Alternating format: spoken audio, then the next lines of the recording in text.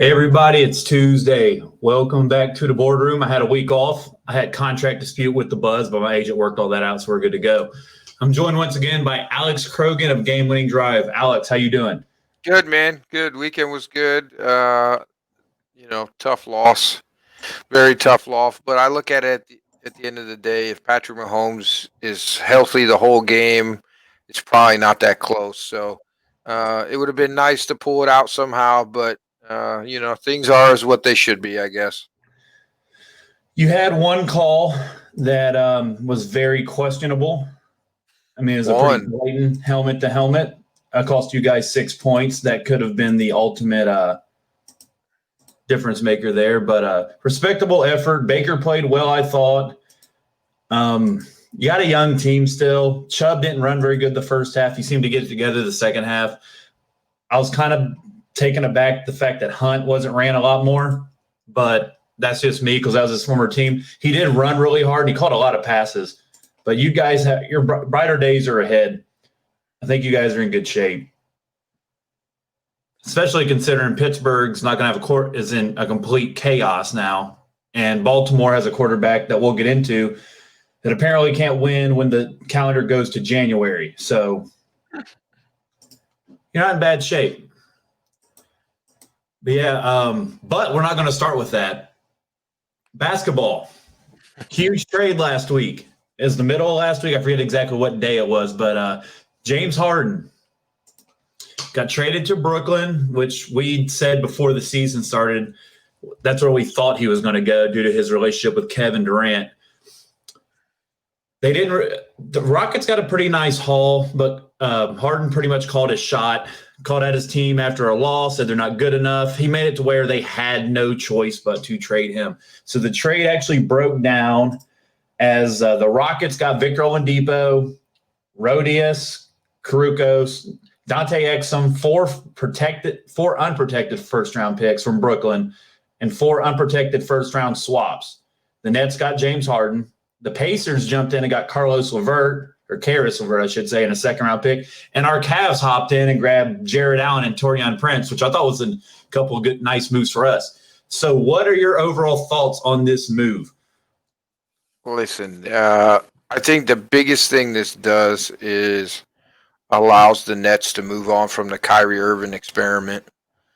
I really think his days are numbered in Brooklyn, and his people are trying to do a good job of damage control, but I think he's done there. I don't think you need him. I think you need a bench, which they don't have now. I think you need a couple guys that can play some defense because Durant's a top 10 defender when he's invested, but James Harden has tried to be better at defense, but he's not a real defender. You don't have a real true rim protector, and your ultimate goal is to win a championship. And if you play the Lakers, they're going to run them off the floor with just length, and their defense is going to cool. Durant's going to get 25, 30. Harden's going to get 25, 30 a game, but nobody else is going to get anything else, and it's going to be a tough sledding game for him. So I think what this does is allow Brooklyn to move on from Kyrie. I just don't know who's going to want him with all the baggage you got right now. I'm sure there's some suitors. Washington's desperate. There's people that are desperate.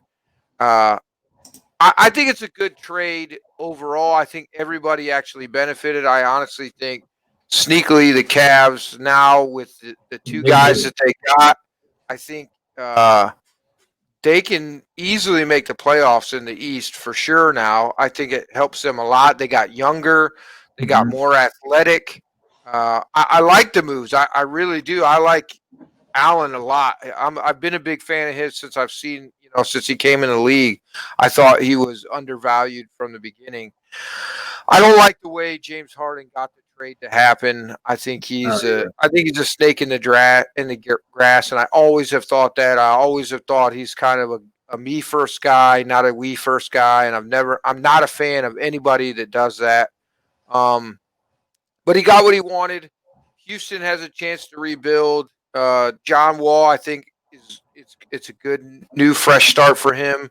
If you can get Boogie, you can get Boogie to 85% of what Boogie used to be, I think that's a really good combo together. Pick and rolls will work really well with them. I, I think everybody got the best they could get out of the deal. I don't think anybody got screwed. I think it's a good trade overall. And first round picks, unless they're top 5, is not really a big deal in the NBA because after the top 5 guys, it's a hit or miss. You get some guys that come out in the second round like Klay Thompson, who are absolute studs, and then you get guys that are top 10 that are bums. You know what I mean? So it's hit or miss after top 5. Top 5 is normally where you're pretty much going to get at least an all-star out of there. Hopefully a superstar, right? So I think it was a good trade. Houston definitely had to get rid of Harden. He made it impossible to stick with him, and I think that's the best deal they were going to get. And everybody, he got to go where he wanted to go, so everybody was happy. I had to pull up my article I wrote a week ago to make sure. I'm getting old, so my memory watching me be like, yeah, they get a D, and they look at my article like wrote about it as soon as it happened. Instantly, the biggest winner. So we'll just go to that because we already touched on Kyrie. Well, we'll just talk winner or loser. I think the biggest loser was Indiana, especially with the news that LeVert has a medical issue and he's going to be out. I gave him a C anyway. LeVert's a good player, but they did give up on Oladipo, which he did one out. He's mentioned it a few times. He's been caught whispering to people like, hey, get me out of here. And then he's like, no, I didn't say that. It's like, dude, there's cameras and mics everywhere. You can't do anything nowadays. It's a solid move. LeVert's played well. He played really good last year once his whole team got hurt. I mean, when Kyrie went out and he got to shoot the ball 30 times, he played well. But nothing crazy. I mean, they got rid of Oladipo. LeVert, I think, got another year on his deal, so it gives him a little flexibility. I think Houston's the big winners in this deal, honestly. I really do, especially the situation they were in. I think Bakley already said you got Wood, who to me is going to be most improved player of the year without a doubt this year. He looks like he's a straight stud. Christian Wood, you have Oladipo, and you got John Wall, who's been playing well, and they're being really smart with limiting his games. Bakley thinks Indiana did well since it's a bonuses team anyway, but yeah, I don't know. They stay the same, so they didn't get better. Like they're a top 5 team in the East. They stayed the same, so they get an average grade. They're an average team, average trade. That's why they get a C. Not that it's a bad move, but Houston gets Oladipo, 2 young players, Dante Exum, who actually was playing well for the Cavs, who is still 24 years old, even though it feels like he's been in the NBA for 10 years. They created a $15 million trade exception by trading Oladipo separately. So that's $16 million to bring a dude in. And this team is not terrible anyway. You got Cuz and Boogie's on this team. You have Christian Wood, Oladipo, John Wall, PJ Tucker, some rugged, and Eric Gordon. And you can make some more moves. If they can't compete, which they probably won't, right? The top 6 seed maybe would be their ceiling, like 5, 6. If they want to compete, go for it. If not, Gordon they can trade off. They can trade off PJ Tucker. They can trade off Boogie because he's on a 1-year deal. John Wall's not going to be moved ever. The contract's terrible unless he just blows up and shows he's the John Wall of 2012. Right. Time he was healthy. Good move. But, dude, I got to give our Cavs credit. I had no idea we was going to get involved in this. Yeah. Getting Jared Allen out of this deal and Taurean Prince. Jared Allen's under contract for the next 3 years. Yep. By Andre Drummond. By JaVale McGee. We also now have trade capital to where we can pair a Kevin Porter Jr. who's apparently throwing a fit because Taurean Prince got his locker and throwing food at the wall. So we can pair Kevin Love with a Porter, and because we're going to have to give somebody something to take that contract from Kevin Love. Garland, Sexton, Okoro, Jared Allen, Larry Nance. The Cavs are suddenly a respectable threat to make a run as a 7 or 8 seed in the East. This is the number 1 defense in the NBA right now, who just acquired one of the best defensive young centers in the league. Jared Allen was Brooklyn's best defender. Easily. They have no paint protection anymore. Yep. You've seen what they've done the last 2 games. Harden and Durant, 34. I think they've both scored at least 34 points each in their first 2 games together.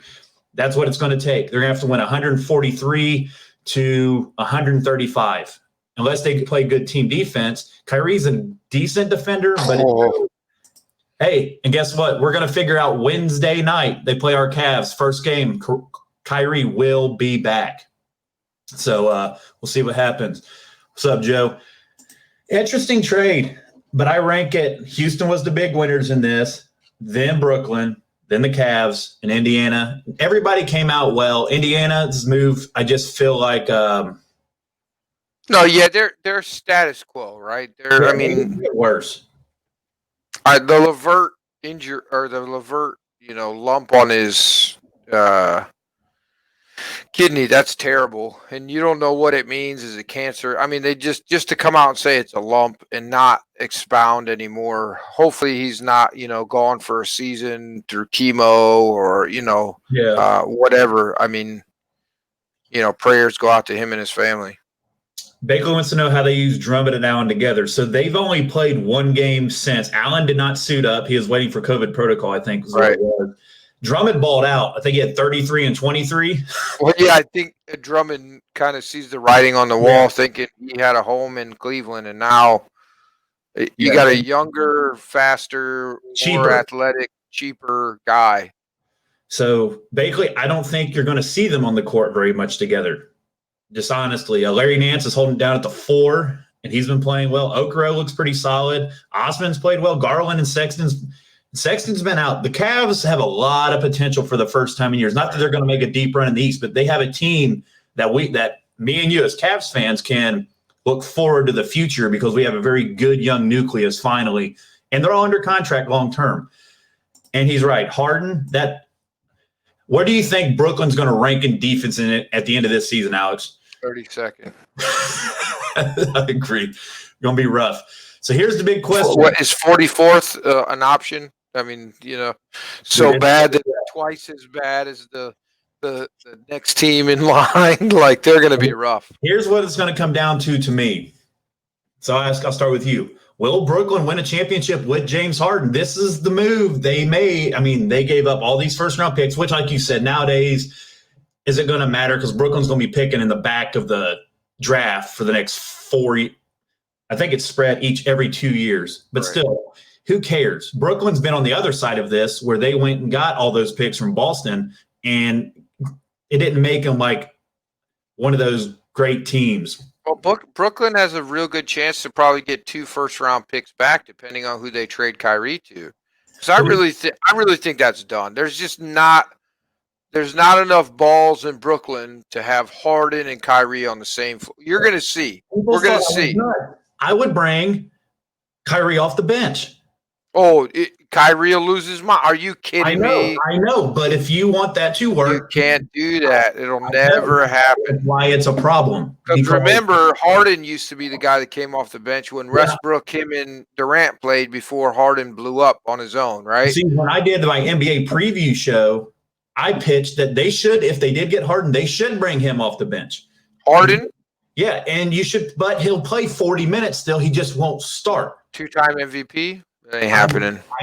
Listen, it's a good problem to have when you have 3 really good players like that. But Kyrie, Houston wanted no part of him. If Brooklyn would have offered Kyrie in that trade, reports are Houston didn't want to touch him. I don't know. Nobody does right now. So they're stuck. They got to make it. They're going to have to outscore everybody they play, which is like, I think they will not win a championship this year. Now, next year, when they can go into the offseason, get all these guys on cheap contracts with COVID and stuff, you've seen it in baseball. Everybody's taking a 1-year deal. They could get some of these guys, J.J. Redicks, these ring chasers, right, that always come out every year, 1 year, $3 million. They could stack up a nice little deep roster next year. But this year, I don't think it's theirs. I don't think they have a shot. I think they could get to the finals, but I think the Lakers will beat them in 5. Talking about Brooklyn? Yeah, I think the Lakers. Yeah, listen, Brooklyn's not winning a champ. I'm not trying to be a jerk, but I don't think anybody's winning a championship till LeBron retires. I don't see a team. The Lakers screwed around for the fourth quarter last night and let Golden State come back and win, but it took the Lakers taking their foot off the gas. I don't see a team in the NBA that is going to challenge the Lakers, and everybody's going to scream to the Clippers. The Clippers lost. I mean, I think Harrell is a huge piece that they lost. And you see, and listen, Schroeder was the guy that LA needed last year to make them dangerous. I mean, he's averaging, I think, 15, 16 points a game, 5 or 6 assists, and like 4 rebounds. That's huge when you already got LeBron and AD doing what they're doing. You know, Harrell's coming off the bench, averaging 15, I think it is, and 10. Like, I just don't know how you beat them now. Bakley says, I think they'll do the Cavs, going back to Cleveland, I think they'll do everything they can to trade Love and play on the floor. Drummond and them have not been close to a contract extension, so Cleveland's not going to sit around and let him walk for nothing. So if they can't get something done, I'm sure they would love to sign Drummond and put Allen up there with him. But is the odds that the Cavs are going to pay $40 million to a center that no chance. Isn't a very great – he's not a great defensive player. When you have Jared Allen who you can plug at the 5, you can literally go Garland, Sexton, Okoro, Nance, Allen, and they're all locked up for the next 2 or 3 years with Osman and whoever the hell else coming off the bench because they got some there.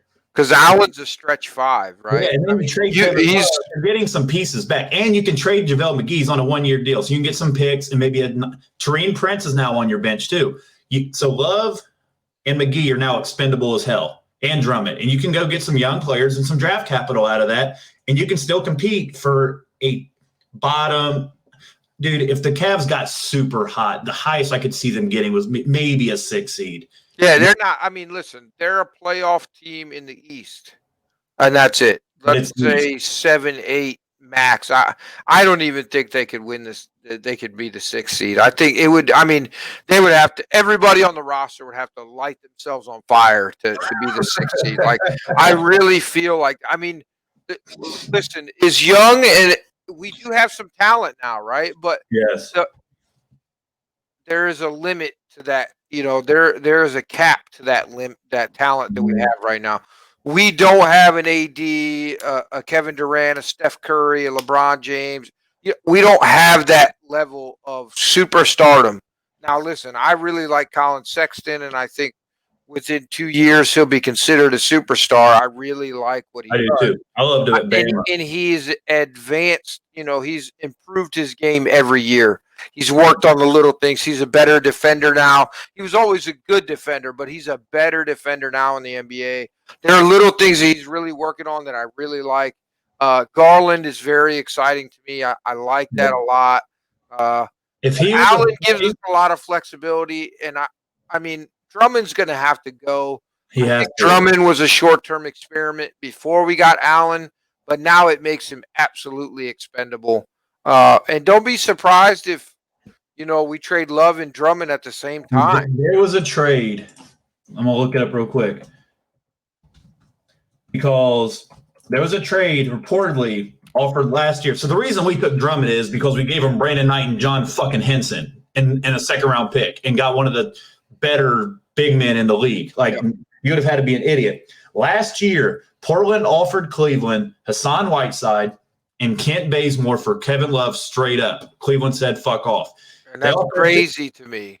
They offer it to him now. Well, they turned it down because Cleveland wanted a first-round pick. But if they offered that now just to dump that salary, and with C.J. McCollum breaking his foot, that might be something I'm calling Cleveland or I'm calling Portland like, listen, give us that first-round pick now. You need some shooting. You need some scoring. Your second-best player broke his foot. Yeah, I get it. But, I mean, Kevin Love's not worth a first-round pick. I don't care if it's the last pick. I want him gone. I want him gone. I would take Bazemore and Whiteside and get him out. Then I would trade Bazemore and Whiteside and try to get more draft capital.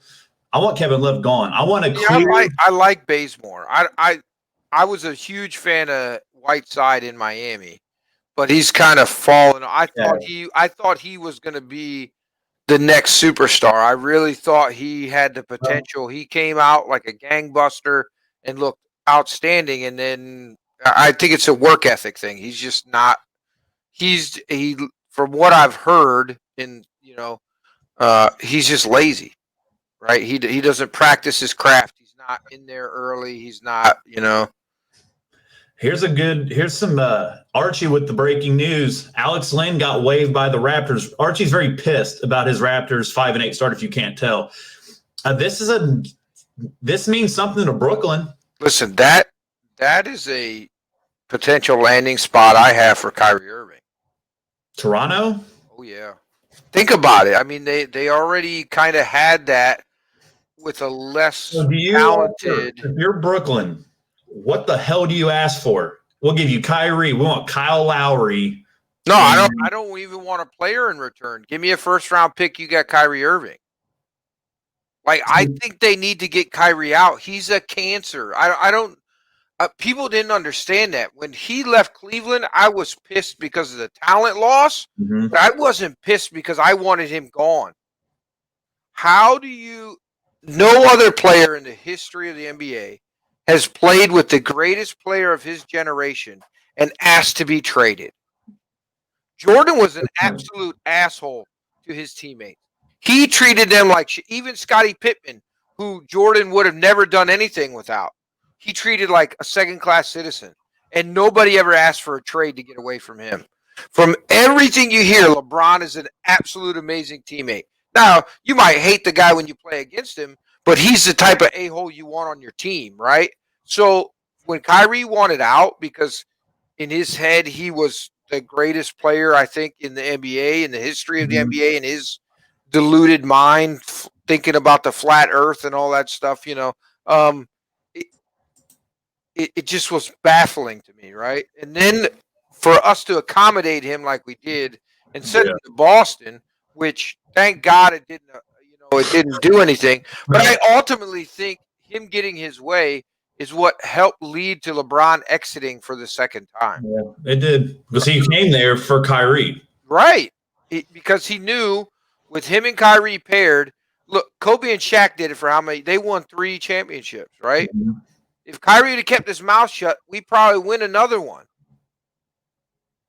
Probably. I mean, it changes the argument, So it just is, think about if we'd have had Kyrie in that, when we lost that game 1. Now, granted, I don't know if we're beating Golden State, but the J.R. Smith debacle, right?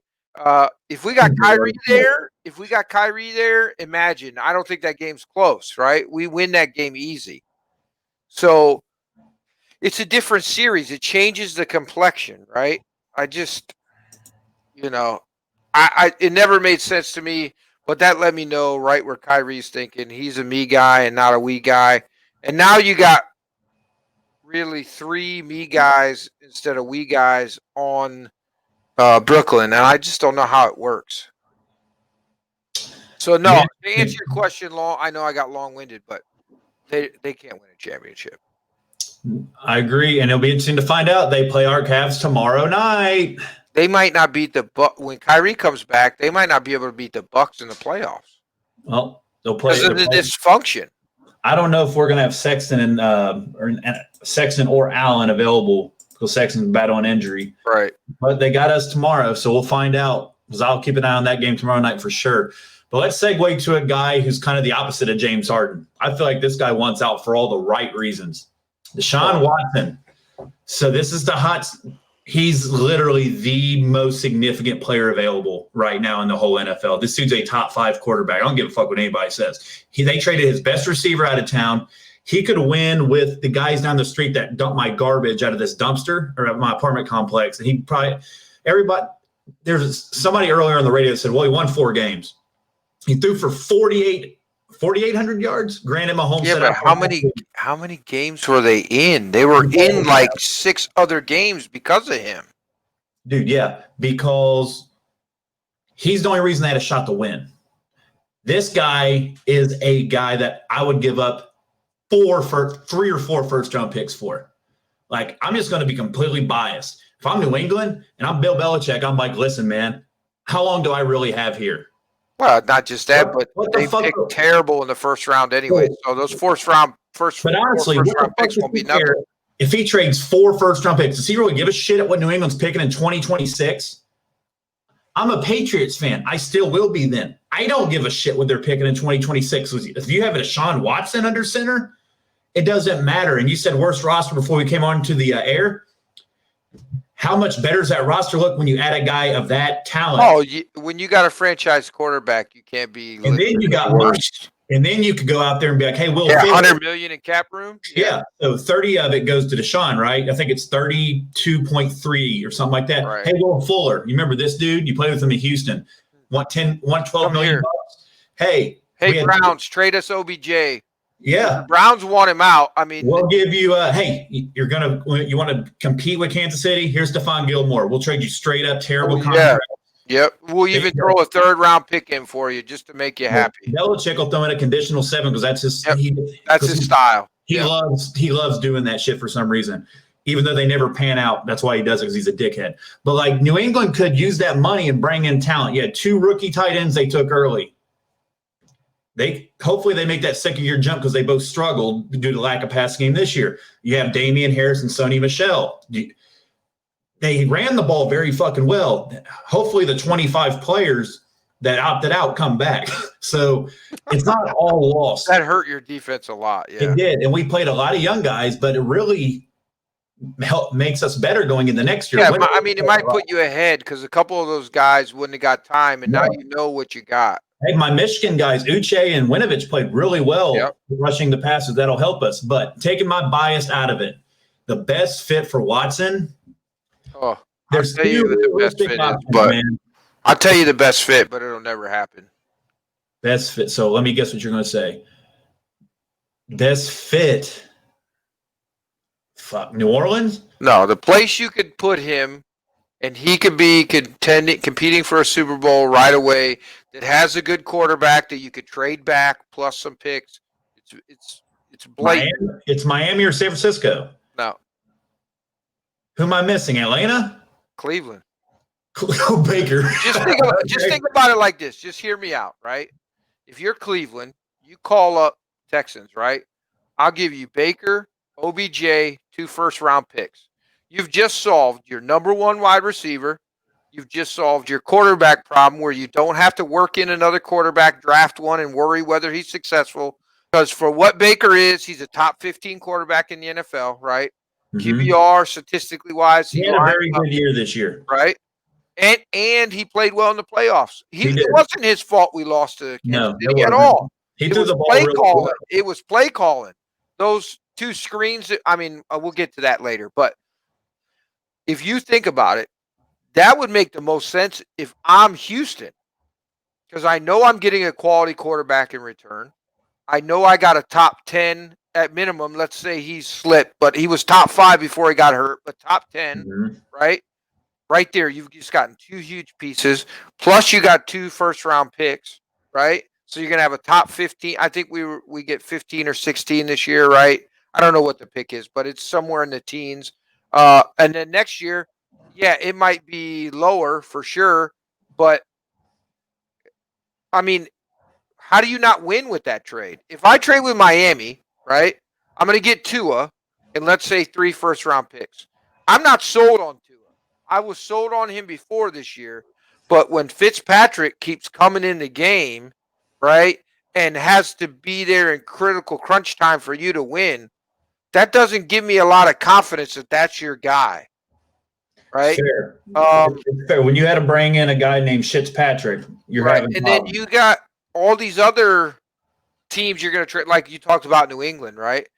If you trade with New England, those first 4 picks are not worth shit because you know Belichick's going to put a defense. Let me ask you this before we move on to the New England part. Yeah. Does Cesaro being there mean anything? Because he's a New England guy. Listen, I think right-hand guy. Could he call him up like, listen, bro? Yeah, I think it gives Belichick a leg up. I really do. I absolutely think it gives because that's a Belichick lot of leg up. guys in that front office now.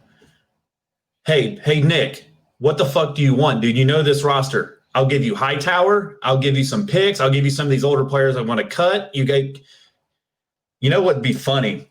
We'll give you 4 first-round picks. Dante Hightower, Stephon Gilmore. We want J.J. Watt and Deshaun Watson. Oh, I mean, yeah, I mean that. You that's get good. Restructure, and then that's good. But my concern is like you got a new front office, right? Yeah. You got a new GM, you got a new head coach coming in. You need your franchise quarterback. Yep. So that my only concern is They're not getting one in return. right. So San Francisco, Miami are probably the two best They spots. are. Miami's And the best move. unfortunately, because we did so well and Baker played so well in the playoffs, the Browns aren't even thinking about this, right? Nope. But if And then I was a Brown executive, this would be my you wow. explore. Baker just made his stock higher. Let me call, because if I'm Houston, Baker's the best quarterback out of the three that I'm going to get. I think that's really obvious. And I get the chance of a top 10 wide receiver coming back and being hungry and ticked off because we traded him, right? The Browns got rid of him, a third organization letting him go. And he's going to play in Texas where it's warm. He'll be happy, right? Burners, speed guys, they play well, right? Yeah. I mean, and you still have weapons. Change the scenery. Cooks did really well this year, Cook had a surprising good to a year. lot of people, right? I mean, to me, I think it would make the most sense. Browns will never do it, so we're really between 49ers. We'll have to and take Miami. our bias out of it. He's Right. not going to be on Cleveland. He's not going to be on New England unless the connection with Bill and his front office guy that just went to Houston's legit. Bakley says they will hire Benamy and Watson will stay put. I don't agree. He said he's not coming back and he won't answer the phone. I think it's a little bit too – it's like telling a girl, well, I won't cheat on you. Then you do it. Then it's like, well, I won't do it again. So we're good, right? And it's like, no, I asked you for input. He asked for input. He gave it. They didn't listen. I think he's out, and I don't think he's coming back. And he has all the leverage. What are they going to do? Even if they do hire Benamy, what does he have to look forward to? Nothing. No draft picks. Their offensive line is bad. Their offensive line is bad. They traded away 2 first-round picks for Stills and Tunsil, which were horrible trades. They got rid of DeAndre Hopkins, right? Their defense is aging. J.J. Watt wants out. He's talked about he will restructure his contract, play for league minimum to go play in Pittsburgh with his brothers. Yep. What silver lining?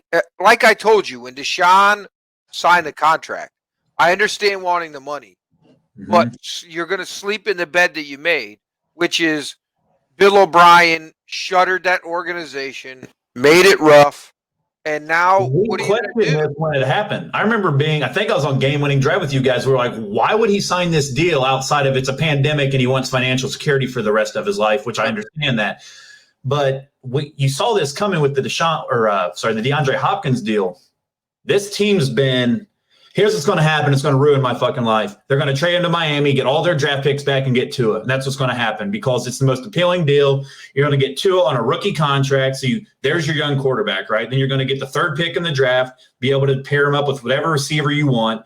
You can still trade. Or you actually get a left tackle. Yeah. I mean, you're going to trade Watt. You're probably going to trade Cooks. You're probably going to lose Fuller. I mean, you just restack. You probably draft the fucker from Bama that just lit it up all season long at 3 because his stocks just keeps going up. Yeah. I mean, you can load up with talent. You can just load up, get all your picks. Houston's been butthurt all year. Why? Because they sucked and Miami has all their picks. Well, then they can get Tua and all their picks back. Why would you not do it? If you're and you got a Belichick guy in the front office. What does Belichick love? Accumulating draft picks and cheap quarterbacks. Tua's in the second year of a rookie deal, and they'll probably get 2-3 first-round picks and probably a second or two out of this. In Miami, they are, to me, the second-best team in the AFC if they get Deshaun Watson right off the bat after Kansas City. Yeah, no, I totally agree. That defense is scary good and underrated. And young. And their skill positions – I mean, Gaskins came out of nobody thought he was going to be what he's going to be. Yeah, they need a receiver for sure, but and a big back. OBJ is going to be on the market. People don't understand that. Like, dude, you've seen the wide receiver list available. I mean, you get a veteran like T.Y. Hilton and throw him in that mix because you got Parker. But imagine you saw what OBJ would be with Deshaun Watson. His name's DeAndre Hopkins. Yeah, it's going to be the same thing. I mean. Yes, DeAndre Hopkins, to me, in my humble opinion, is the best wide receiver in the NFL, and it's not close, right? But OBJ is, let's say, a 95% version of DeAndre Hopkins, right? So if you put him with Deshaun Watson, that's scary. You got the same hookup, plus you have all that young talent on defense. I mean, those two alone on offense, add in Gaskins, add in the tight end. I'm blanking on Gesicki. You got a legit offense, and your defense is going to help you win, just like they do in New England. It's the similar, play model, right? As a Patriots fan, it pisses me off even thinking about it. So we're going to move on to the next one. But that's where I think, now you're not just competing with the Bills. Now Miami's a huge contender too. But the only bright side is this pushes Bill to do something. Because Bills wants to win now, not in 5 years, which is why dark horse though. Before we move on, watch Gruden. Just keep an eye on Gruden. He's been Gruden's been sniffing around every quarterback that becomes available for years. So don't. Gruden has Derek Carr to shop. Draft capital wise, it's not the greatest, but watch out for Oakland Vegas, because Gruden's always sniffing around. Yeah, but what could he offer besides Carr? Like, what else do you want? You're not getting rid of Waller. You're not getting. It's just draft picks. Yeah, maybe we'll give you Derek Carr and 4 first. Like that's what it's going to be, and they're going to take the best package. Archie, as of 2 hours ago, Mahomes has I saw this earlier. He has a tweaked nerve, remains in concussion protocol. They're optimistic. We'll get to this here shortly. I don't think there's a chance in hell he misses this game. Listen, the fact that they changed it from a concussion, which he was clearly concussed, a pinched nerve does not make your eyes roll back in your head and weaken your knees. It doesn't matter if he passes concussion. They're going to pass him. He's got to pass 1 of 5 tests now all of a sudden. That's the rule. Right. Like, if not, they'll somehow have to postpone the game. It's going to happen. There'll be a COVID outbreak. Yep. 6 players will be out. There's Mahomes is the money in the NFL now. It's just what it is. He's not going to play in this game. You got to deal with my Michigan legend, Chad Henne. Not a chance. No. But speaking of people with headaches, Urban Meyer did take the Jacksonville job. It's official. I think we talked about this 2 weeks ago about the potential. I told people he was taking. And he did, which I think we both thought that he would. So he's already came out and said there's 3 great options at quarterback, mentioning Zach, Justin, and Trevor, which I still think he'll take Trevor, but he has some loyalty with Ohio State, and it's his call reportedly, so who knows? So what do you think the odds are that he's actually going to be successful now? He's got some good young players, Robinson, Chark. They have Chenault, couple good pieces on defense. They drafted that corner last year. They have Allen on the defensive line. They have a couple nice pieces, a lot of cap room. So it's funny, you're an Ohio State fan. So when is Jacksonville going to trade for Michael Thomas, Marshawn Lattimore, and Zeke? Probably by week 6. Because with the Saints being $100 million over the cap and Breeze probably retiring and Sean Payton probably retiring or moving elsewhere. Oh, Michael Thomas is out. And so New Orleans fan don't understand that. Michael Thomas is gone. Yeah, so he's a cap casualty. Dude, I was playing on overthecap.com earlier, and you would have to cut Thomas. Breeze would have to retire. You'd have to cut their right tackle, which I forget his name. He's an all-pro right tackle. You'd have to cut Lattimore and like 7 other players outright to get under that cap threshold. And that's not – you have to sign Jameis Winston. Well, all reports are they're going to go into hit with him next year, which is fine. You got to pay him, though. You got to – Kamara's – But at this point, he's what, $20 million $15 to $20 million quarterback at max? If only. Baker brings up Kenny Golladay as a free agent. Listen – that's plan C, Bakley. We get Matthew Stafford in New England, we sign Golladay. That's plan C because we're either going to get Watson or get stuck with Jimmy Garoppolo. That's kind of – I've thought that Stafford was a great fit for New England for a while, but – and Kenny Golladay having that familiarity. That's – you're $100 million under the cap. You can sign both of them and still have plenty to help your offensive line out. Yeah, because defense, they should be okay. Yeah. But do you think I don't think Urban will. No. Listen, I was on cloud 9 when he came to Ohio State. I knew we would get a national championship. You know what I mean? I knew it was going to happen. But the price we paid for it, I don't think was worth it. I'm not a fan of him since him coming to Ohio State. He's a great coach. He's a great college coach. Top 10 of all time probably. He's won everywhere he's been. But there's a stigma that comes with him, and he's kind of the sleazy car salesman type of guy. Yep. The guy that you think is a white knight, and he's really a black knight. He's down and dirty. Urban liar.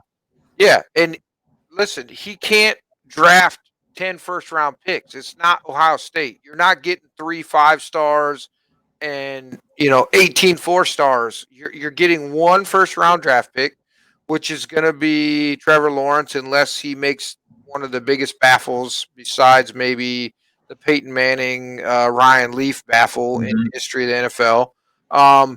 And now, don't get me wrong. I think Justin Fields will be successful, but there's more. It's like a 99% assurance that Trevor Lawrence will be. It's like a 90% to 85% that Justin Fields will be, right? So that's a huge margin. Even though people don't think it is, that's a big margin of error right there. You can't take that chance. He's got all the pressure with his first. But I just don't know, right? This is his first head coaching position in NFL, and he's going to have GM roles, from what I understand. Yep. Power.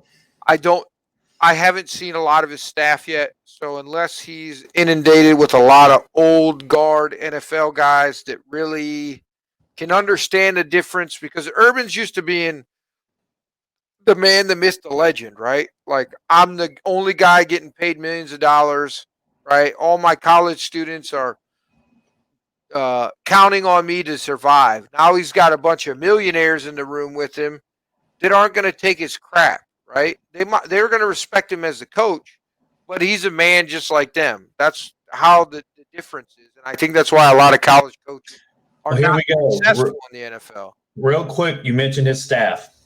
Scott Linehan looks like he's likely going to be the offensive coordinator. Defensive staff. Houston Texans defensive coordinator and defensive line coach will interview with the Jags this week. He is expected to be the favorite in this. They're also interviewing Chris Ash, the former defensive coordinator from Texas. Right. He's supposed to join at least as a position coach, if not the defensive coordinator. Charlie Strong is expected to join the staff as well. Ravens defensive line coach Joe Cullen. So, Raheem Morris is going to interview with Urban, and he's a candidate for the defensive coordinator job as well. And they're interviewing a bunch of Florida Gators, former special team Florida Gators, for the special teams job. So you're getting a lot of college retreads, right? So, yeah, like Bakley. Bakley's a Gator fan, so he knows he's getting all these Florida guys. He's getting all these guys that he had in college. And he said he's only taken one guy from Ohio State because he's not going to do that to Ohio State.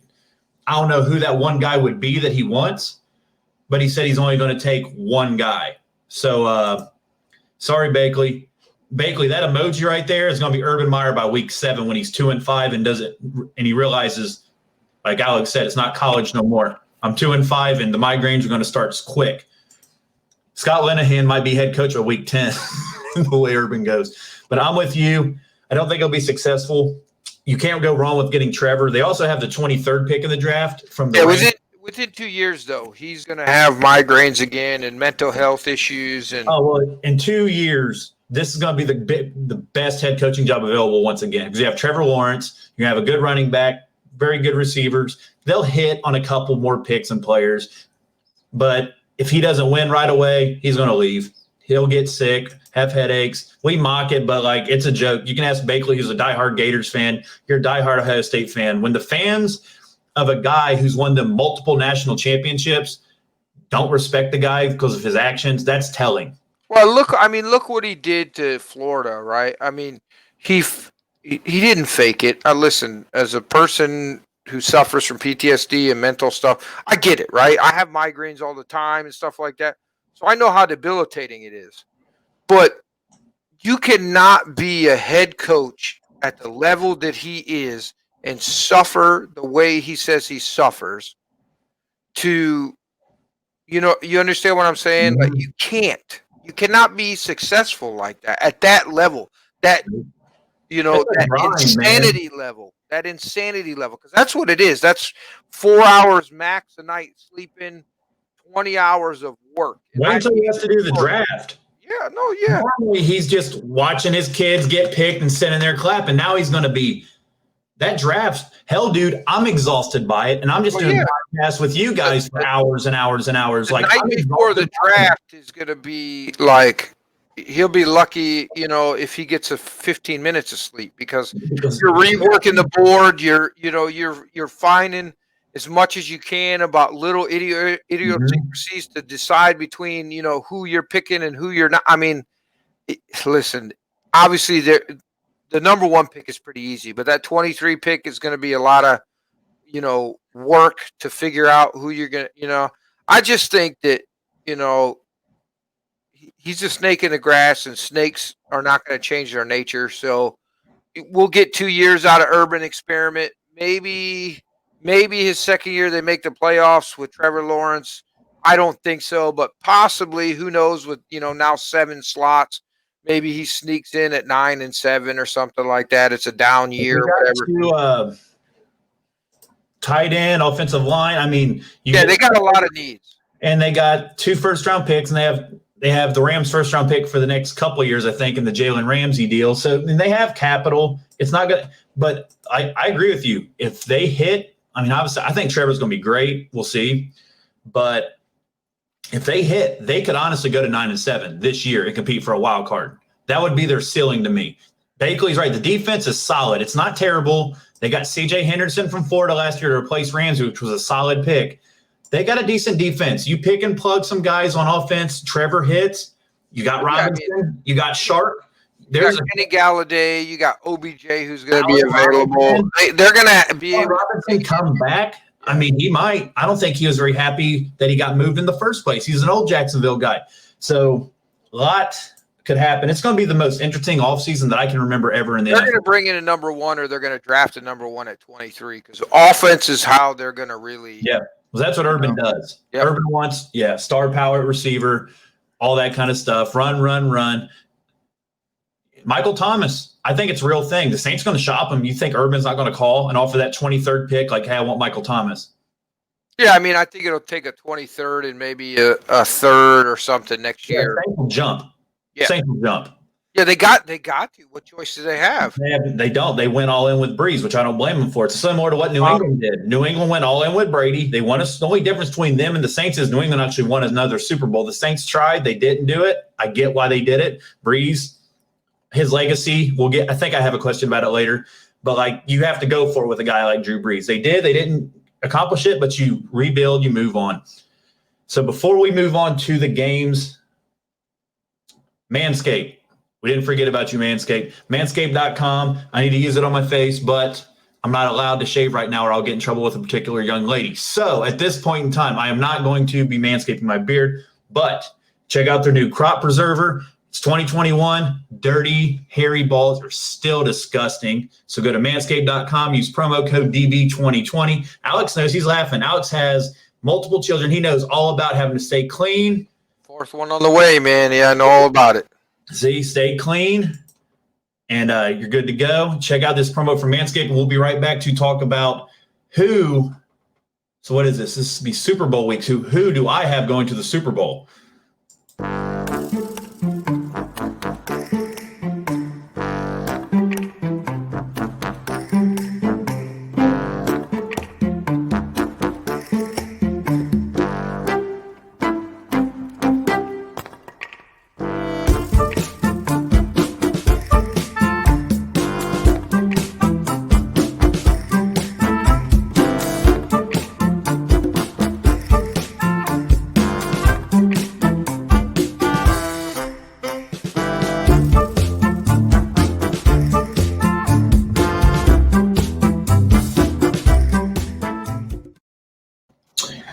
Bottom of the screen, DB2020, manscaped.com. Great products.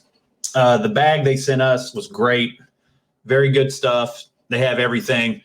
Stay fresh in 2021. Be quarantine clean, I think is what the kids say now, Alex. I'm not sure. I'm getting too old for that shit. But anyway, I'm the Lamar Jackson of the playoffs. My regular season, I did great. Jesus. You're better than Lamar Jackson because he's 1-3 in the playoffs. The record was not so good. So we'll touch on we'll quick hit the games from this past week and spend a little more time on the ones coming up. Green Bay beat the Rams. We'll go in order. Green Bay defeated the Rams 32-18. Good game. I really was impressed with Jared Goff. I didn't realize there was so many issues with him and McVay. Yeah. But I thought I was sitting with one of my buddies watching this game, and I was like, dude, Goff's got a lot of my respect. He's got that thumbs, not 100%. He's bandaged up, whatever. Played a respectable game. I think the Rams got a nice young core still. Akers looks like a good back. But the reports are that ESPN actually reported yesterday, and the quote was, these guys need marriage counseling this offseason. So do you think there's actually a chance that the Rams move off Jared Goff this offseason? Yeah, I mean, the person that comes to mind with me if they lose out on the Winston lottery is 49ers. Because clearly Jimmy G doesn't fit with the 49ers. Now, I know it's interdivisional and, that's funky, but it might be good for both. It might be a good reset for both. But I think I wouldn't personally move off Jared Goff. I have been impressed with him when but I'm not in that building either. That's fair. And I'm not the, offensive guru that supposedly Sean McVay is. So to me, I think Sean McVay has a lot of weapons. And so it's just like Kansas City. I'm not impressed with Ben-Ami either. I don't give credit to guys that have all the toys in the closet and they make them all look fun and play. You know what I mean? Yeah, so I was proud of you when I watched Game Winning Drive last week, because that's exactly what I tell people. Because I understand, which we'll get to Mahomes. We'll talk about him ad nauseum here in a few minutes, but I get he's great or whatever, but let's not act like his team's not tailor-made for him. But anyway. And he's arguably, besides Belichick, got the second best coach in the NFL. I mean, everybody forgets Alex Smith was 12-4 with him before Mahomes was even there. I mean, they were winning. It's not like he took it. They treat him, which granted he's great, whatever. I get it. They treat him like he took a team from 1-15 to the Super Bowl. They were 12-4. All they needed was a guy with a little more of arm strength, a little more mobility. But they couldn't get it done in the playoffs when it mattered. Everybody wants to give him 300% of the credit. I give him 60. He still, and his defense is playing well. You got Watkins, Hill, probably the best tight end. I still personally, I prefer Kittle. That's just me. Really? But I do. I think he's a better blocker. And if George Kittle look what George Kittle does. I think Travis Kelce is. Listen, George Kittle to me is the DeAndre Hopkins of tight ends, because no matter what shit show quarterback he has in San Francisco, he's a baller. So I know no matter who is there, he's going to ball out. And he's, to me, a little bit better of a blocker than Kelce. That's just my opinion. It's close. I think what Kelce's done, he'll be considered the second greatest tight end of all time. It'll be Tony Gonzalez and Kelce. I really do. I prefer Travis Kelce over Kittle. I think Kittle's a little more slight in frame, and I think that I prefer my tight ends to be like old Gronk. I want a big guy that is intimidating. And Tony Gonzalez is the only guy that has ever not fit that mold that I just fell in love with, right? I'm an Antonio Gates guy. I'm a big tight end, Gronk, intimidate you. I was never a Jimmy Graham fan. I'm not a wide receiver tight end guy. I like Jared Cook in fantasy, but I'm not a fan of him in real life. My favorite tight end is Aaron Hernandez. Oh, Jesus. I mean, on the field, you probably won't get no argument, but off the field, man, you got problems. Listen, speaking of a team that has problems, there might be one in Baltimore. I don't want to pile on to Lamar, though. I really don't. That game was winnable. Buffalo beat him 17-3. Josh Allen did not play fantastic. Yeah, everybody pile on me. He played okay. Buffalo did not play fantastic. This was a very My expectations for this game was a hell of a lot more than we got. I thought it was going to be a shootout. Absolute I thought it was shootout. first team to 20 wins. You add up their score, they get to 20. So Baltimore and Lamar are obviously not going to part ways. That'd be kind of insane at this point. But so they're already talking about like Josh Allen's probably going to cash in this offseason. Of course he is. Your boy Baker might Baker contract coming up. Probably going to pay him $35 a year. Lamar's going to cash in. But what do you think needs to change for Lamar to take that next step and get Pat? He won a playoff game, so like he got over one baby bump at least. But what do you think Baltimore needs to do to get him to where it's him and Mahomes in the championship game? Get the guy a true number one. What is the difference between Lamar and every other legit? Hold on a second. Well, look at Josh Allen. You get Josh what is Allen, what is the difference between? Look at Josh Allen. What is the difference between Lamar and every other? I mean, look at the light year step forward that Josh Allen took by getting a true number one. Mm-hmm. Brown is an absolute train wreck. The guy drops more balls than he catches. I mean, I live in Maryland, right? So I get inundated with Baltimore stuff. It's terrible as a Browns fan. I get tired of hearing about it. But I like Lamar Jackson. I really do.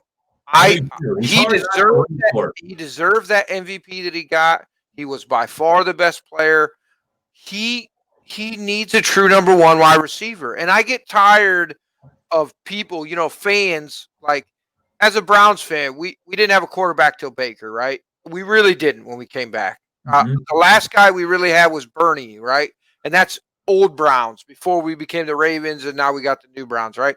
So as a guy who suffered through not having capable quarterback play, it drives me nuts, these fan bases that trash their guys, right?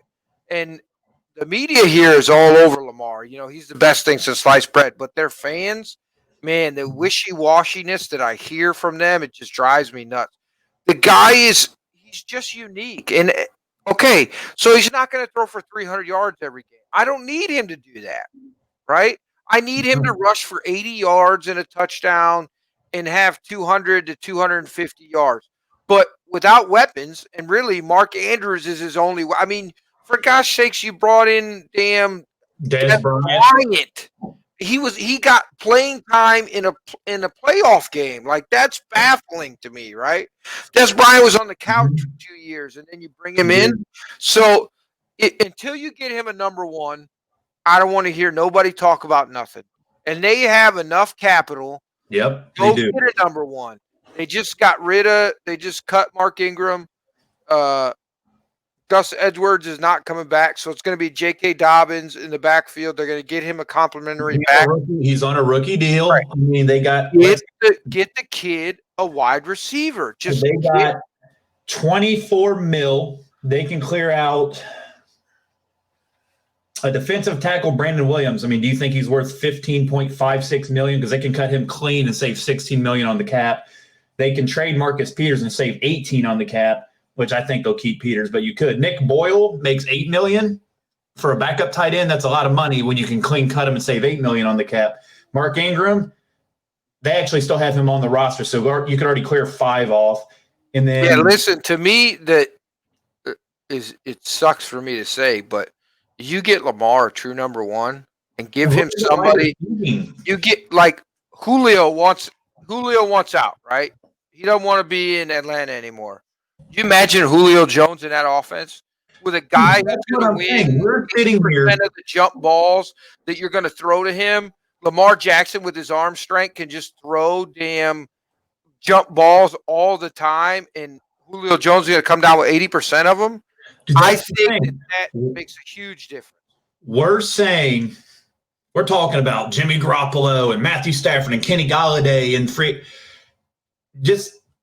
that's just the tip of free agency this year. You're going to have fucking Matt Ryan's available. Kirk Cousins is available. Julio Jones is available. Kyle Rudolph. I mean, you have Kyle Rudolph fell off. Kyle Rudolph would be the number one tight end on half the fucking teams in the league. Yeah. Easy. And he's buried behind Irv Smith. team like Minnesota, Kirk Cousins, Adam Thielen's reportedly available. That's kind of crazy, right? You hit Justin Jefferson, you suddenly want to rebuild. There you go. I mean, I've never seen an NFL offseason where there's so many potential franchise-changing players available. Like, you can literally take a team. I'll quit using New England as an example, but you could take I want to say the Chargers because they're pretty well, if they stay healthy, they're probably legitimately a contender. Like, you could take a Chicago Bears if they land a Matt Ryan and Julio trade combo somehow, right? They're a fucking Super Bowl team. With that defense, if you could, perfect example is the Bengals. If Joe Burrow comes back healthy and you add a Kenny Galladay to that offense, give him another true number one, you add a couple pieces in that secondary. They're a legit defense. You take that third pick and you take that tackle from Oregon. Yeah, I mean, like, and then how scary is the AFC North, right? Pittsburgh's probably the team the last man out, right? Because they don't have Ben anymore. But Pittsburgh could easily get Matt Stafford. They could get Jimmy G. They could get Carson Wentz. I mean, there's a lot of potential this year to really shuffle the NFL and make it exciting. I'm telling you, I'm going to have to do like 4 free agency shows because I'm never going to run out of content with baseball and stuff. But when baseball's boring as hell in May, like when baseball doesn't matter and everybody's like 11-11. Yeah. Free agency is going to be still going on, man. It starts in March. That shit's going to be going on for months. And then do you dig deeper into free agency? You still got players like Kaepernick, you'll hear his name. You'll still see Cam's going to be floating around. Like, it's never going to end. There's always going to be big name players available this whole offseason. It's going to be, and New England has money, which excites me. Yeah, I got a bunch of friends that are Pittsburgh fans, obviously, right? And they want them to bring Cam in. I'm like, please bring Cam in, so you guys can suck for a year. He'll be in Washington. No, he'll go back to Rivera. He'll back up. No, there's way too much. No, I think honestly, Rivera's not stupid. I think they end up with Matt Stafford. Listen, I still feel like Cam's back in New England, but we'll say that for another day. If you're New England, right? Or New England, if you're Washington, right? You really got to strike while the iron's hot. You got a defense with a bunch of young guys on it. I'm signing Heineke back. Oh, Heineke's for sure, but I think he's my backup. I mean, let's. I let him compete for the job with. I'm going to let him compete, but if I bring a Matthew Stafford in or somebody like that, but I think if I'm a quarterback, I want to play for a Ron Rivera, right? He's, I think he's top 10, top 5 coach in the NFL right now, still, right? So I want to go somewhere where there's a winning culture, and Washington really looks like they might have got it right now.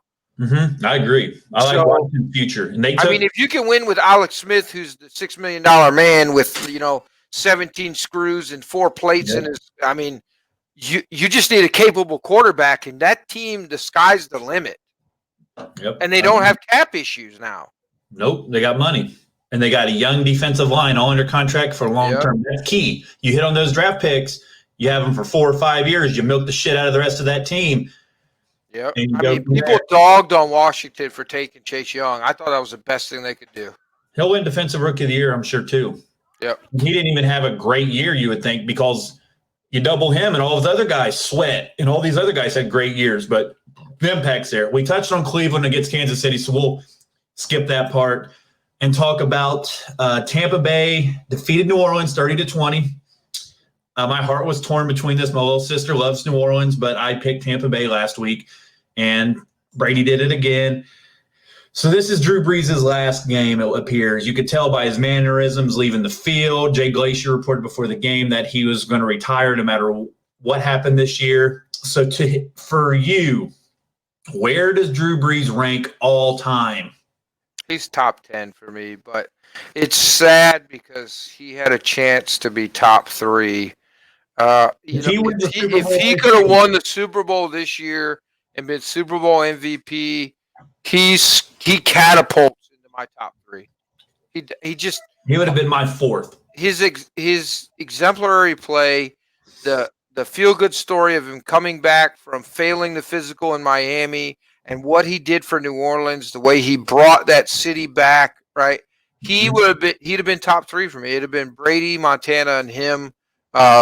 People kill me all the time, but Peyton's not in my top 5. I don't care. Don't at me. Don't get upset with me.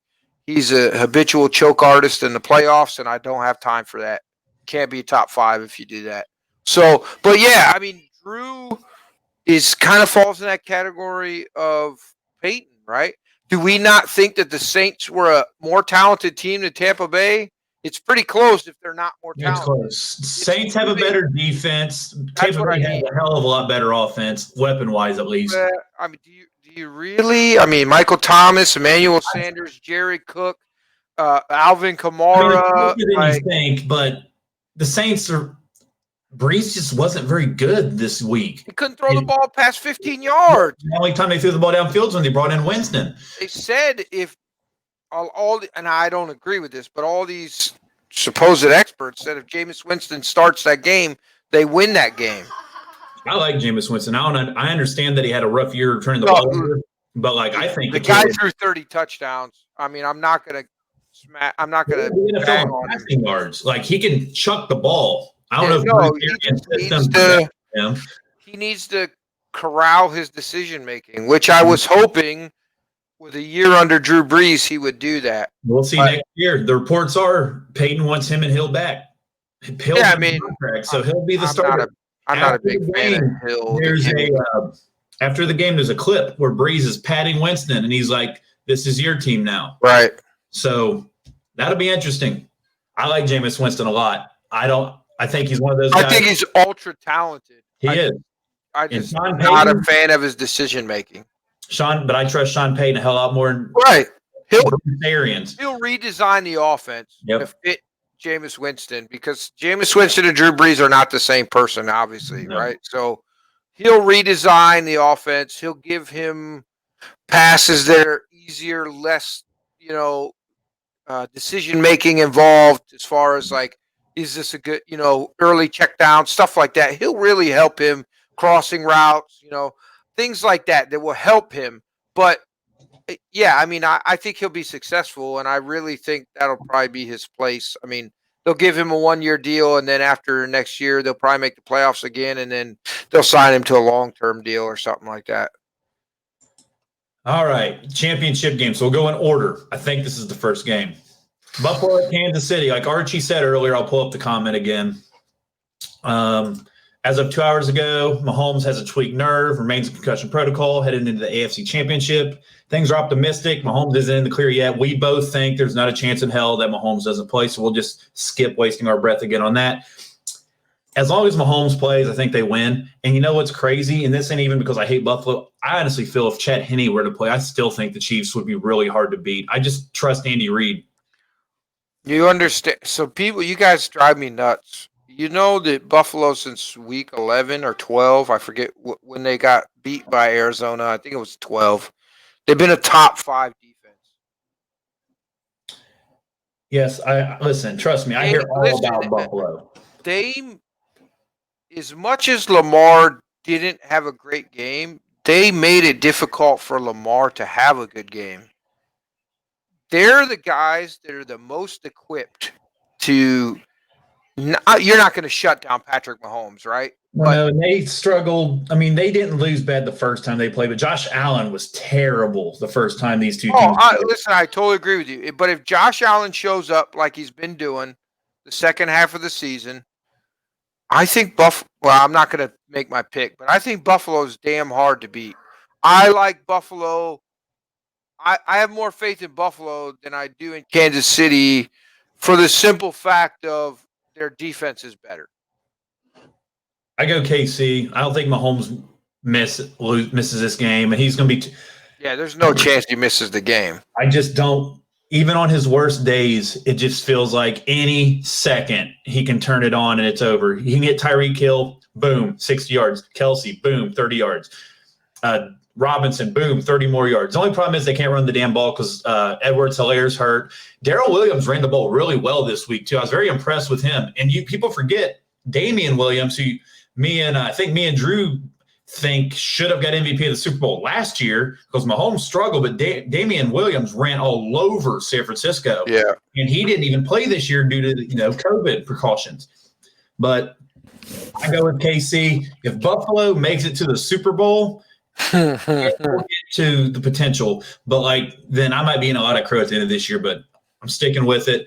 I got Brady taking out Rodgers, man. I just feel like I don't – unless State Farm really has this shit staged where it's Mahomes and Rodgers and we're going to watch a million State Farm commercials, I can't go against Tom, man. That game, they were talking after the game last week. They were like, this felt like a Patriots game. Just don't turn the ball over, play good defense, run the ball, limit your opportunities to, limit your long third downs, all the basic stuff. And they're talking during the game like, yeah, Brady's been preaching this whole don't jump off sides, don't do the basic stuff. Wrong. And they're like, I wonder where Brady learned that shit from, which is why I think this disrespect for Bill Belichick is so Belichick didn't do shit for him. Yeah, he's been nice things for 10 years. Listen, Bill did a lot for him, but I feel like Brady did more for Bill than Bill did for Brady. Suck on something with all his cheap shots at it. But anyway, I let him coach. I sit back and watch. That's so stupid. He won Super Bowls. Apparently, what they did was fine. It was fine. Listen, for Green Bay, this is the absolute worst opponent they could play in the NFC Championship. Bakley's in Rodgers. I'm not. I mean, he's playing well. Do you remember the last game that they played? Tampa Bay embarrassed them. Yeah. They embarrassed them. They made Rodgers look human. He threw 2 interceptions, which I think it's one of 12 games in his career that he's thrown more than one interception. 38.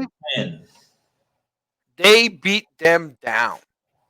And if you're going to get the same. This stat line right here, 16 of 35. Yep. Aaron Rodgers. 2 interceptions. The guy who's going to win MVP this year. 155 yards, 2 picks. If the defense you saw against New Orleans is any kind of idea of what they're going to play against Green Bay, that's rough. Now, Brady didn't play that great. 17 he had a game manager game, but you don't have to always – that's the magic about Brady is that people always think he's got to do like he did in that losing effort against Philadelphia and throw for 500 yards. That's not his magic. His magic is figuring out what it is to win. Let me address this. Bakley, I hope this isn't what you think. Where did Tom Brady play for 20 years? New England. People drive me nuts with this. In fucking Green Bay that he has not seen. He played in New England for 20 years. Bakley's probably going with its home field advantage, which I get it. Frozen tundra, the legacy, whatever. Brady ain't going to – snow's not shit to him. He plays better in the snow. I think his record's ridiculous in the snow, by the way.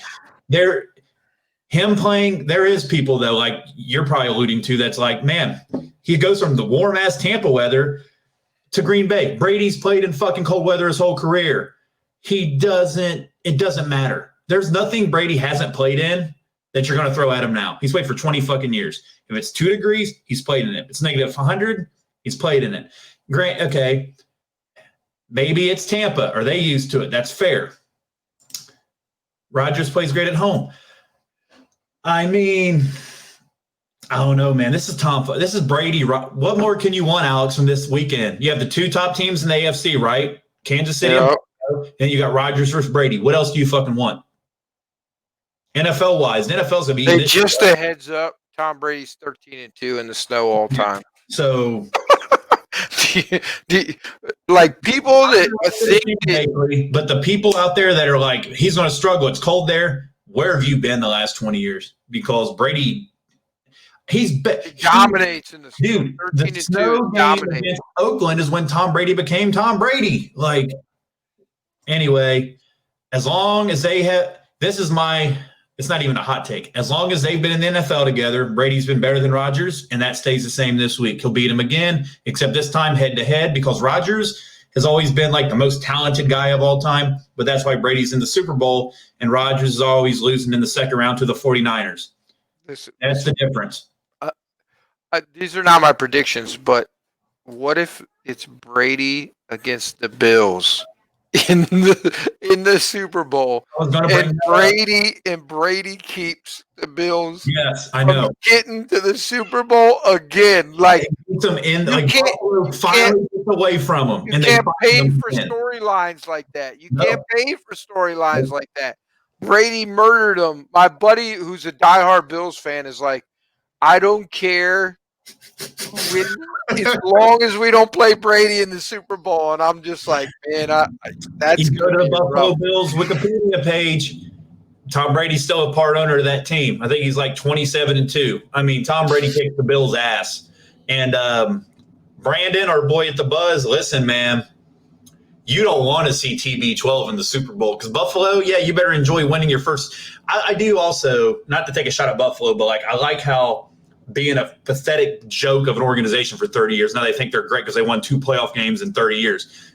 New England won 3 playoff games 2 years ago. They've won more playoff games in one season than Buffalo's won in 50 years. So Buffalo fans, keep jumping through your tables, keep setting them on fire, and you're going to want to set all your Josh Allen stuff on fire as well because he's going to come up short this week. And it's going to be Mahomes and Brady in the Super Bowl. And next week, I'll get my prediction for it's 2 weeks. So in 2 weeks, I'll do predictions for that.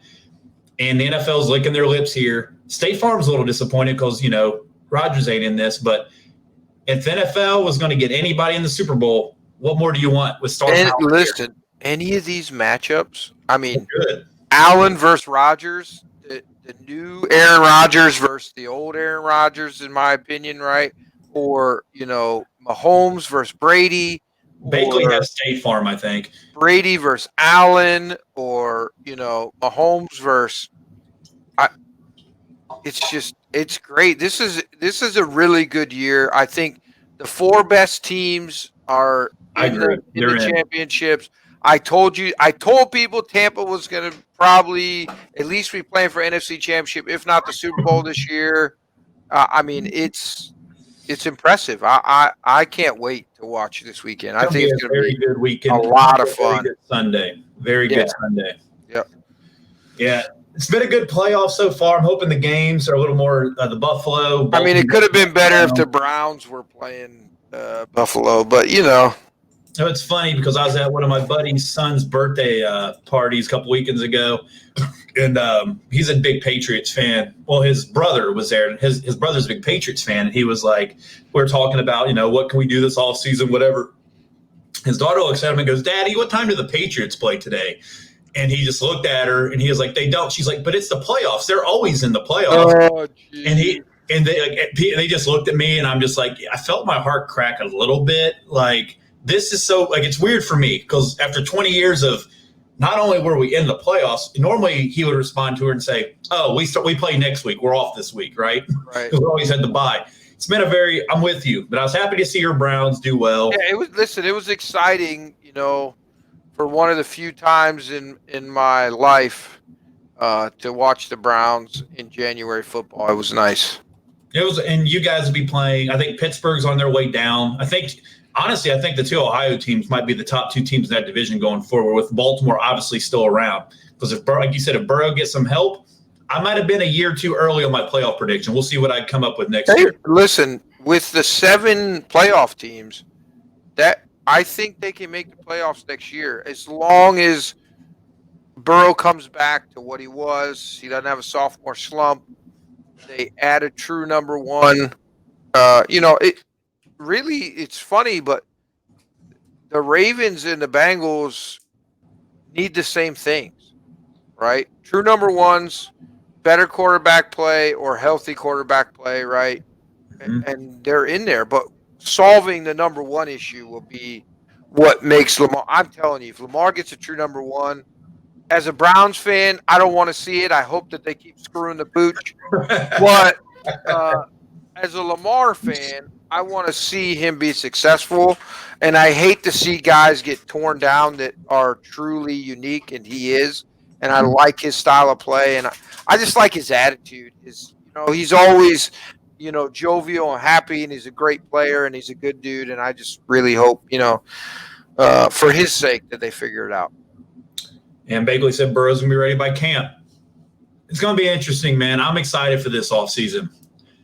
But as excited as I was and how great this episode was, we're going to wrap it up here in a second. Before we do, we have a loaded lineup of shows. Might as well plug it. Alex and Drew with a couple of sports box guys, Sunday morning at 11 Eastern time. We'll be talking about championship games this weekend because game-winning drive's wrapping up. They're going to cover the last couple of weeks of the NFL season. Then they'll be on a brief hiatus. But check them out. But then also check out all of our other shows you can find right here on The Buzz. War. Tell them that's what we ready for. War. Tell them that's what we ready for. War. Bringing that to competitors. Till we see the confetti fall, be ready for war. Tell them that's what we ready for. War. Tell them that's what we ready for. War. Bringing that to competitors. Till we see the confetti fall, be ready for war. Tell them I'm ready, any opponent. The crown heavy and every minute is chosen. A path only fit for kings, and you don't know what this court means. What did you enlist for? If it isn't getting more rings, then you gon' have to switch your team. Trust me, it gets more mean. I'm a nightmare going up against your dreams. First step is explosive like a bomb hit. Bet if I let it fly, I cannot miss. And you ain't got a chance at the top 10 when you getting clamped all night by your locksmith. On the block throwing lobs to my top bigs. I'm a chef, no look, what's the top dish? Tie game, through the pressure as the clock ticks. Crossover, step back, hit a shot, swish. War. Tell them that's what we ready for. War. Tell them that's what we ready for. War. Bringing that to competitors. Till we see the confetti fall, be ready for war. This is how champions are made, but it never happens in a day. It's all hard work, but it's why what happens when we play 9 out of 10 times. I'ma lap you. And shout out to the Whiskey Cinema. Welcome back home, fellas. It's so nice to see them. What is today? Tuesday? I'm getting old, dude. I can't remember what fucking day of the week it is. Nothing. Sunday night was glad to see Dano and James and all those boys back together. Right after this, if 2 hours of me wasn't enough, you're going to get 2 more. I will be on with me in that Arena Rock show. We're interviewing it's pretty big. Rich Kosak of Mr. Speed joins us. Kiss tribute band, been in the game for 20 plus years. Huge interview for us. You can check us out on The Buzz and that Arena Rock Show's Facebook page, as well as The Buzz's Twitter. We're going live at 8 o'clock. Bring your questions, all your stuff you want to ask him. Should be a very fun show. 8 o'clock, so literally a half hour away. Alex, pleasure having you on. Is there anything you want to say before we tell the people goodbye? No, man. Listen, it's always a pleasure. I enjoy hanging out with you. I didn't think it would be this soon, but listen, it's a great pleasure. I always have fun on the DeBord Room. Very happy to be here and hopefully impart some knowledge on uneducated people like Bakley and stuff like that. You know, I love you. I love you, man. I'm just messing with you. But yeah, man.